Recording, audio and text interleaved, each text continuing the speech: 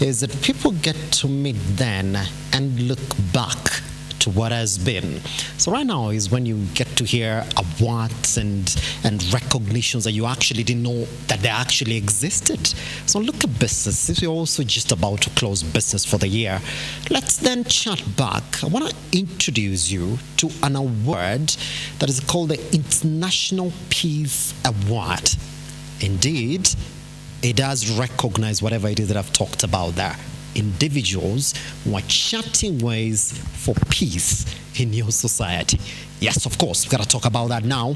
And joining us on our set to talk about it, we do have the Vice Chair for the International Peace Award Committee, Dr. Ekran. How are you doing? Very well, thank you. Happy to have you around. Glad to be here. Thank you for having us. Anytime, we're going to talk about that. Also joining Dr. Ekran is Ferdinand Ndolo, who's the member of a Peace Awards Committee, that is the International Peace Award. How are you doing, Ndolo? I'm doing fine. Happy to have you around. Thank you for having me also. Let's jump into it. Some people are getting this particular award for the very first time. Someone is asking, what is International Peace Award? Can we talk about it? What is that? The International Peace Award is simply a thought that came into existence in the year 2019. Yes. When a group of people, organizations, sat together and saw it was good for us to reward men and women who are doing so much to add value to lives. And you know, the most expensive thing in life is peace. Yes. So anyone that is trying to create an environment for peace, it's good for us to acknowledge them. And that is why we came up with this idea. That's what we're going to do tomorrow. That's it. I'll be talking about exactly what we expect tomorrow. But let me just cross over to Dr. Ekra. Yeah. When we're talking about the International Peace Award, and we're saying that we're recognizing men and women who are charting ways for peace. Yes. Why is this particular award important? This kind of recognition is very, very important because we tend not to appreciate people who are doing good for the world and for the community. Because peace is a very, very, just to build on what my colleague has said, peace is one of the most important and yet expensive thing. Because without peace, we cannot do business. Without peace, we cannot go to work. Yes. Without peace, we cannot even be able to function properly as human beings. Because, and remember, peace is one of the gifts that the Son of Man left with us. By the time he left, he said, "And peace I leave unto you." Yes. So it's important that as who are here, we recognize people who are contributing towards making the world a better place. Yes. And that is a peaceful environment. Remember, in each and every political year, we even go ahead and pray and fast for peace because we know the kind of socio-economic impact that peace or absence of peace can cause in a nation. Pretty much. Let's travel back to 2019 and Ndolo, when indeed you're coming up with this particular award. Could you take us back to 2019? What informed this particular decision of saying, let's award those particular individuals behind this? Could you talk to me about your journey from 2019 to 2022? We realize that from this side of the world, we've rarely taken time to appreciate and acknowledge people's effort. Yes. So beginning in 19 does not mean that it was the first time. People have been doing it, but under the waters. So 2019, we chose it to be public because people, I will quote Dr. Ekra, who tells me always, people love to be appreciated publicly. Yes. So in 2019, we thought of just coming out loud to make it loud so that now people will know that their input is being received well by the public and in the international eyes. So from 2019, a few people were picked and they went through a panel We were able to examine, to check, cross-check, so many things. See, just the way the name itself is International Peace Award, it must meet international qualities. But again, the people around must attest to it indeed there was peace involved. Yes. So we are not just awarding people for the sake of awarding them, but we are really going around doing our own research, investigation, interrogating so many things before we reach a conclusion of awarding an individual or an institution or an organization. Yes. So from 2019, a panel was put in place, and a few people of eminence have been rewarded based on their specific inputs. And throughout 2020, 2021, through the COVID season, there was so much that was happening. So there are guys who went around feeding people, maybe preaching peace, preaching hope. Such people, we took notice of them, and we thought it wise that we may come and at least acknowledge them publicly. Yes. That's what we are doing every year. Yes. Ndolo, let me just, before I go back to Dr. Ekra, somebody saying that it's got to reach international standards. Somebody goes and says, but I'm also preaching peace in my particular area where I could say that I'm preaching peace. I'm helping people here and there. What is this international standard that somebody has to reach? All right. International standard is just maybe just a name, but I think peace is global. I think that should be what we mean. Yes. So international standard simply means that it should be something that can be replicated anywhere else, globally. I see that. Thank you. Pretty much. Dr. Ekra. And actually, just to build on it, before you direct the question to me, when we talk of international standards, we are talking about the SDGs. Mm-hmm. And SDG 16 is about peace in a peaceful society. So any organization that is running its business in line with the SDG 16, then when the vetting committee sits, then they are able to see these standards is just like the dream of United Nations, and the dream of United Nations SDG 16 is a peaceful environment, a peaceful society for any to thrive. So if you're contributing, you're making a contribution to humanitarian work, because we should not leave humanitarian work to Red Cross and to the UN alone. It is our business as individuals. It's our business as politicians, it's our business as leaders to make sure that we are contributing the good of the community. And we cannot talk about contributing our bit little by little without quoting Professor Wangari Maathai. Remember what she used to talk about, the hummingbird, that just do your part like the hummingbird would do to put out the fire. Just little by little, your bit will eventually be what will make this nation peaceful, is eventually what will make Africa peaceful. Yes, but as a vice chair of this particular committee, I know you look at a lot of examples of individuals who are championing for peace across the country, and you're like, who are we going to pick? Could you talk to me about differentiating businesses that are into this particular area, which you will say it's a business in this particular area, or it is what you let's say a humanitarian drive? Do you find it difficult to differentiate between the two?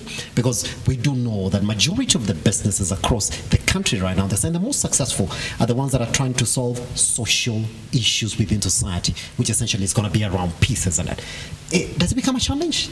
Of course, it's everyday challenges are there, and a challenge is inevitable. And if your life has no challenges, then you're not doing life. So we come with categories because we have those people who are championing peace, or they are visionaries of peace. So they have just started off. We have those who are doing it as interfaith leaders. These are our clergy. And we have those business people. If you look even in every election and you go down, there is objective evidence of what they have done. In terms of championing for peace, you will see the people that will be awarded tomorrow. You can go back and do your homework. I know media is very good at that. You can go back and do your homework and see, for real, this person deserves. We saw them preaching peace. We saw them even every day doing audios, videos, and we saw them even feeding people during that season. So those are some of the considerations that are made. It is not just something without objective evidence of what you've done. And for you to qualify, it's a process. It's like another thesis. It's because exactly what I wanted to get into. Yes, for you to qualify, it's like another thesis. You have even to write a citation. Oh, yeah? Yes, you have to do a citation of what you have done, that we can go back with pictorial evidence. Okay. That we can take. On. Because that's quite exactly what I wanted to get into, Dr. Ekre. Let me just jump to Ndolo there. I'm becoming back to you as well. So now there's somebody who's sitting back and saying, I think I should be part of that award. How do you get to qualify? How do you get to be among the list that is going to face the panel? What is the criteria? What we do, we send the request online. Yes. Then somebody must nominate you. Somebody must nominate you. I can nominate myself. Yes, you can. Yes. But you must prove. Okay. There must be proof. The way Dr. Ari has said, yes. You write a citation about yourself, but again, there must be other people who can bear witness to what you've said. Like, for example, if you are a leader in a particular community, we will come there in person and we will have to check what you've written in your citation. Does it tally what is on the ground? Do you have a good reputation as a peace ambassador? Do your words, your testimony, for example, maybe during last elections, yes. were your actions meriting peace? Or the things that you are doing, were they really adding value to the community? Were they impacting humanity? So those are the things that we look up to. Not just being nominated, but we come on the ground and we check, we examine, we interview, we do a few things. And then from there, we are able to make a candid decision. Yes. Yes. Dr. Ekre, Yeah. here's the thing. Does it become hard for you to evaluate my peace drive? Does it become hard for you to say, well, I think you've then reached the standard that we're looking for? Of course, not everyone who is nominated yes. qualifies for the award. Yes. Yeah. Even with all the evidence that you give, there is a threshold. Yes. You must score an 80% and above. What is this that must happen for me to get 80% and above? What must happen is whatever you are saying must tally with what your employees will talk about you, okay. if it's a company, okay. and not employees from C-level. We have to hear also from the cleaner. We have to hear from the watchman, we have to hear from your secretary, we have to hear from your manager, and you will not know that we are looking for this information. And we have to hear from the people who surround you. You know, we are in the world where it is open and it is exposed. If I want to know about you, it will take me just a few days because there are people around you that I can ask a few questions. Then I can be able to get back to what you're telling me, what your social media is telling me, and what is happening actually in your organization and in your private life. If it's about church leadership, we will be able even to visit your sermons and revisit what you have been talking about, revisit what you've been doing in the community work. And after that revisit, then we see for real whatever is in this citation and what has been said about this person, there is a correlation between that. And when that correlation is there, 98% confidence interval, yes. then you qualify. Listen, I'll be coming back to you. Ndolo, let's talk about this generally. I mean, you run it since 2019. Now this is going to be the third edition, isn't it? When you look at the way submissions are becoming in, would you say that indeed when you look at the country, we have people who are really trying to change the narrative in society, preaching peace, walking the talk? Could you say that you're saying it? Yes, we're seeing it. Yes. And actually this year, if our vice chair can bear witness, yes. we have tried even to go and award people that people don't know. So we are reaching out to everybody. Initially, the eyes were just on the people that were doing big things. But this year we have gone even up to very far, gone to a place in a village where we hear somebody did 1, 2, 3 things that yes. maybe nobody, the media have never covered. But at least it's adding value to life. We are also rewarding such people. What is the definition, Dr. Ekre, what is the definition of a peace ambassador?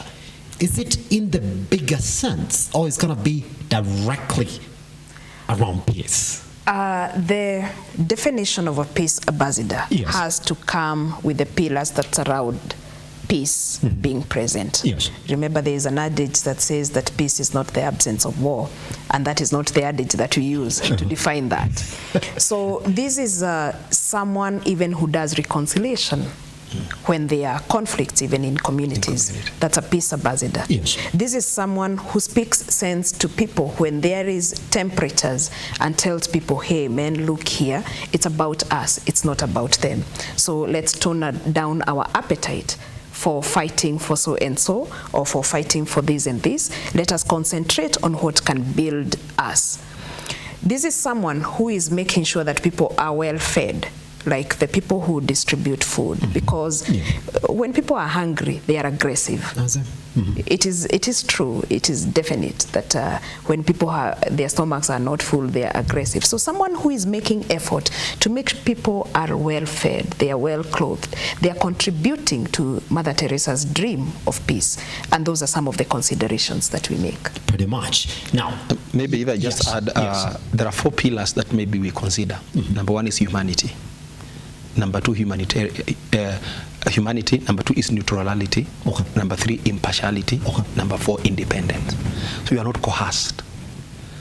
You make a sober, independent decision that can add value to the community. Pretty much. Thank you. All right. Now, this is going to be the 3rd edition, not tomorrow. So why are we going to see these awards, and what will we expect to see tomorrow, probably that we didn't see in 2021 and 2020 and 2019? Just as I said earlier, this year we are going to have some people that maybe people didn't know. Yes. They were adding value to the community. Is that the essence of the entire award in dollar, you would say? Not really. Because some people will say, you know, I do things on a personal capacity, but it doesn't mean that I have to shout about them.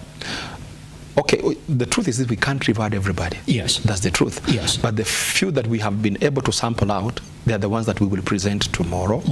These are not that they're the only ones. We still have another large team that are doing other things, which I know if the Lord gives us opportunity, they will be rewarded in the future. Yes. Dr. Ekra. Yeah. Let's go back to identifying these particular people. And that normally has been the question around the words that we've seen around, that indeed, if I'm not going to shout, or if I'm not going to get that nomination, then chances are that you might not know exactly what it is that I'm doing. Now, in the country, we do know we have 47 counties.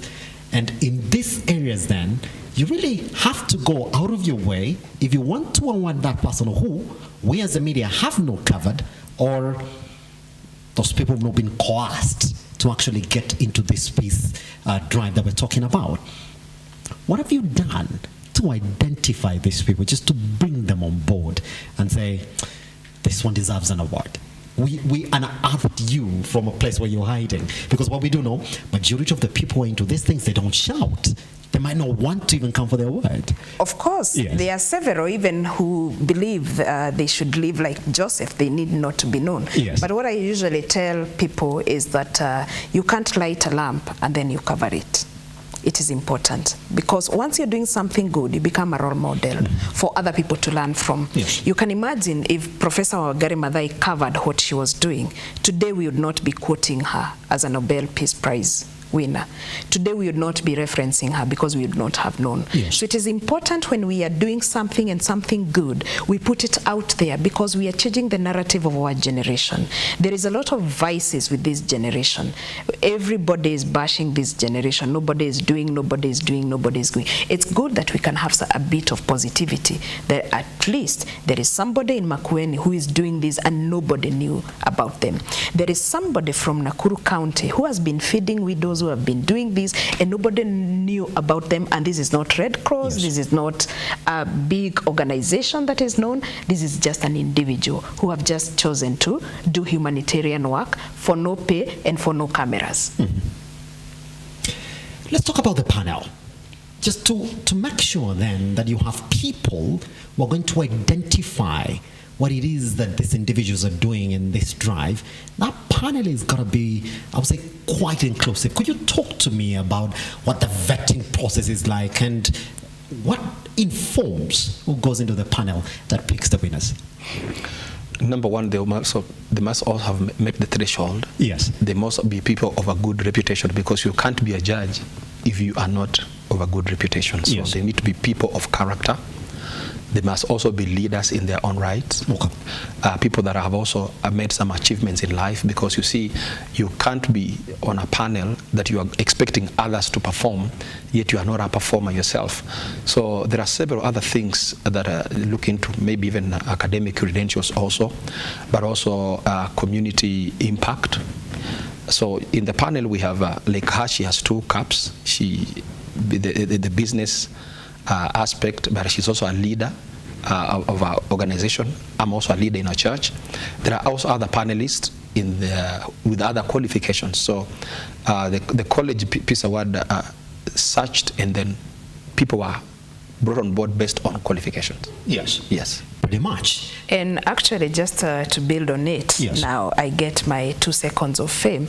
I was a recipient in 2019. Hold on, Dr. Wow. Congratulations. Congratulations. Hold on. That's where the story begins then. What were you exactly doing prior to receiving the award? I serve as Secretary General for Kenya National Association of Private Colleges. Yes. You've seen the tremendous growth of TVET industry in this country. Yes, it's cool. So as SG, in 2013, we never used to have any law that was regulating TVET. So I was part of the team that was developing TVET strategy for Kenya. And from that point, you have seen the song TVET in this country. Yeah. I have been behind that with others, of course, with other experts. But as Secretary General, we are the association that has been very diplomatic. We have achieved all that without throwing stones on the streets and without going to the streets. Just negotiating with government and sitting and saying, this is what we can do best for our youth, this is how we can do better, this is what we can do, this is what we are asking for as an association. And today we even sit in boards. We have achieved all that in a diplomatic manner without disturbing peace. In the end, this, for someone who wants to understand exactly why then you were elevated to receiving this award, could you relate that to the peace talk then, that you were identified as a peace ambassador? In that perspective of you really coming up with a framework that is now currently being used to run TVET in the country? You see, the difference is, if you look at, I don't want to talk about anybody else. Yes. Yes, because I don't want to bring any conflicting statements. Yes. But as Secretary General, there is always chest thumping and saying we can only achieve this if you don't do this, if you do this for us. But there is ways of getting where you're going in a diplomatic manner, in a peaceful manner, and achieving everything that you're looking for without strikes and without all this. Pretty much. Now the entire process of the award is clear. Now, as a vice chair in this particular committee, I do know that you're not working alone. Is that for you to realize this, you've got to look for strategic partnerships or people who are essentially walking the talk with you. Could you talk to us about who they are and just a couple of them, and what we expect then for this award that is growing in the country, what we expect to see in a couple years to come? Yeah, of course, the vision bearer for this is called His Eminence, yes, Dr. Ken Wanigu, and also the founder of International College of Peace Studies. And International College of Peace Studies Kenya is an affiliate of International Peace Studies in the US. So this is what now we are bringing in Africa, because we never thought that peace studies is something that can be taught in a class. Yes. But definitely peace can be taught. Hold on, that peace can be taught in a class. Yes. That's why we have the peace college, isn't it? Yes. This particular aspect of teaching peace, would you say it's what is lacking in the country? Yes, definitely, because we don't know what we should do when a crisis occurs, or how do you resolve a conflict. Yes. And I take you back, I don't know where you were in the year 2007. Where was I in 2007? I remember I was... Okay. Just high school. Good. In Form 2. In Form 2. And yes, that time we taught you how to light fires, yes, unfortunately, us who are out here still in the marketplace. Yes. And for us to sit down, we had to import a peace negotiator. That was Kofi Annan. Yes, well, I do remember. Why were we importing a negotiator? what was happening locally, that we could not get people who could negotiate. From within the country, From within the country itself. Because we didn't have that skill of negotiating for peace. Yes. And somebody who can mediate two people and sit them down and tell them, hey, let's put our interests aside. This is what you do. This is what you do. And by the way, we missed somebody like that, because that was the first area that we looked. Yes. We said, let's find somebody here locally who can go into these talks, and then the talks failed completely. And basically that is the macro we are looking at. Yes. But now we also need a negotiator in your company, because you can cross with your colleague. So who will help you to handle those differences in a peaceful manner, without blows and kicks. Yes. And it turns out everybody is happy, we are happy, then we are good. It's a good day. Yes. But Ndolo, the concept that Dr. Ekra is talking about, and I know now you're quite conscious to the aspect of peace, do you believe that that is an aspect that we need to actively teach people to learn, to know and understand fully? Yes, it is. Just to add on what Dr. Ria said, yes, the essence of peace being taught is learning skills of negotiations.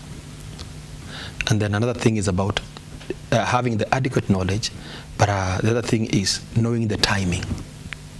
Because for us to have that peace, one must be skilled in negotiation. Yes. Then they must also know when, time, to start up the negotiation. So it's important for us to be taught. And you know, you can't blame somebody you've not taught. So that's why we need this knowledge in our country. Yes. But in one of the, I would say, majority of your interactions with people in the country, on a scale of 1 to 10, I'm just going to put you on the spot like that, this particular concept, out of the people you've interacted with, because I know you're fully conscious now to the aspect of peace, how bad are we doing as a country, you would say? Okay. 10 being really bad. 10 being really bad. Yeah. Well, I think that I'll allow my vice to answer that. So, when you say that, is this a new concept? Because I will tell you, though, when we floated your poster, it was saying, what is a piece of what? What are they trying to achieve? Are we fighting as a country? Yeah. No, we are not fighting as a country, and there is no war going on as a country. But basically, we need people who can be humanitarian negotiators. We need people. Remember, you may not have been there if 2007 you were informed too. Yeah. But in the 90s, we used to have our clergy negotiating with politicians, and their voice was a voice that could be heard. Yes. And if they said something, it was something that would come out as substance, and everybody would stop and listen. And those are the skills that we need today. And this is why peace studies is very important. And this is why you see the UN investing billions of dollars to make the world a better place and to make it a peaceful environment for everybody. Yes. And this is why we hear particular countries being named as this is the most peaceful country to be in. We want Kenya to get there, to be that tranquil place, to be the place everybody around the world is looking for. When you mention you're a Kenyan, you're like, oh, you guys are so peaceful. You guys are the best. Yes. So that's that's the dream. And that is in line with the vision for our country. And it's also in line with Agenda 2063 for Africa. Pretty much. Yeah. All right, now we have 2 minutes left. I want to take your closing remarks then. After the awards tomorrow, what do we expect to see essentially happening around even this entire conversation for the Peace College? We will launch out and reach out to more people. Yes. We will sensitize people about it. Yes. But above all, we'll also still continue now checking around on other guys that maybe will be awarded next year based on what they'll be doing. Are you telling people that whatever it is that you do, make sure it's outside there, it's known? No. No. I like the way he says no. Yes. Yeah. So actually, our focus is not just much to award, but we just want us, the way she just said, we want to have an environment. You know, we Africans know when we talk about peace, there must be war. But we are trying to dilute that statement. It simply means an environment where everybody can thrive with ease. Yes. Yes. Pretty much. All right. In 1 minute, Dr. Accra. It's been 3 years of this award. Now we have a Peace College. What next, really, from your perspective? From my perspective, these leaders are inspirers, Yes. leaders are role models, and leaders are people can learn from. So when we award these people, we make them inspire other people, because everybody will not want to know, why were you awarded? What was this about? We can even send you a few people to get to know what they were doing for them to receive their award. Yes. So we will multiply the good. And that is what is most important. If someone is doing something good, then somebody else learns, oh, so-and-so was recognized for this. Yeah. I think my company will start doing that. Yes. So we will multiply people who are doing good things. And that is the essence of success. Because to become successful as a community, to become successful as a country, we have to really multiply the number of people who are doing good things. Because good deeds follow you. The bad stays with you. So we are looking forward to having more and more. And everybody, when we were starting the conversation, I mentioned about our late Professor Wangari Maathai and what she used to say about the hummingbird. Keep on doing something small, you as an individual, not to wait for government. So people will know, I don't have to wait for my politician, for my environment to be peaceful. I can do something as a citizen without cameras and without being known out there. But it is important I let people know, because I will inspire them and I'll make other people want to do good things. Pretty much. What a better way for me to say thank you very much for coming by on Look at Business. We wish you the very best, and guess what? We shall be following their words. My name is Simba Elijah Charles Kenya. I will see you tomorrow for another episode. Thank you very much.